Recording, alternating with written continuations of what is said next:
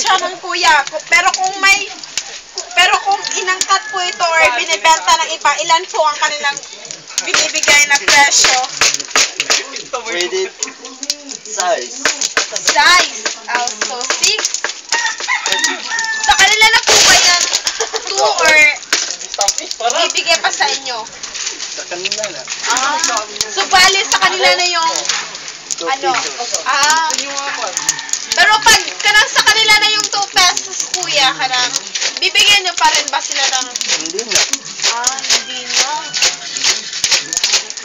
Po, ayan po, pangatlo na po itong kinukuha niya para ilipat na naman sa kawali. So, malapit na pong mapuno itong 1 drum. So, balik, ito naman ang pupunuin namin at saka yan.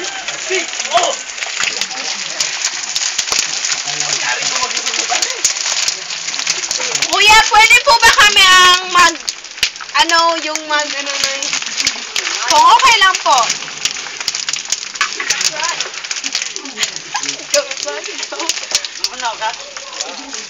Gaganitoin po ba yan?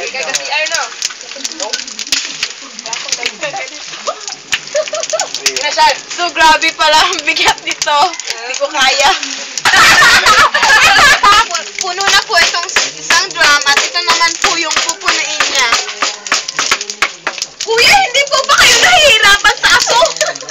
Oh. Kuya, hindi po ba kayo nahihirapan sa uso? Kasi ako luhang-luha na po ako sa uso. Mahirapan din.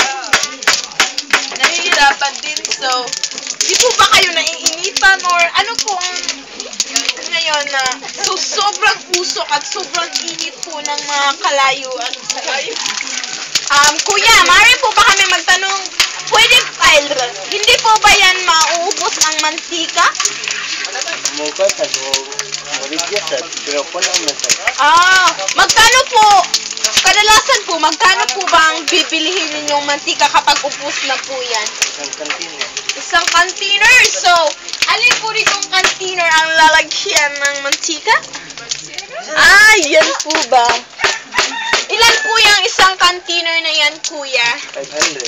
500? Bawi po ba ang negosyo ninyo sa chicharon? Depende. Depende na naman.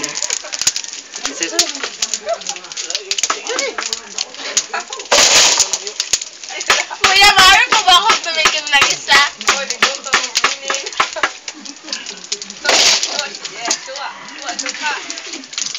Kuya, may suka po ba kayo? Kuya, tinitimplahan niyo po ba itong chicharon? Sino po nagtitimpla? Ikaw lang po ba? Hindi ako. Sino po? Kumain po tayo. Malapit na po mapuno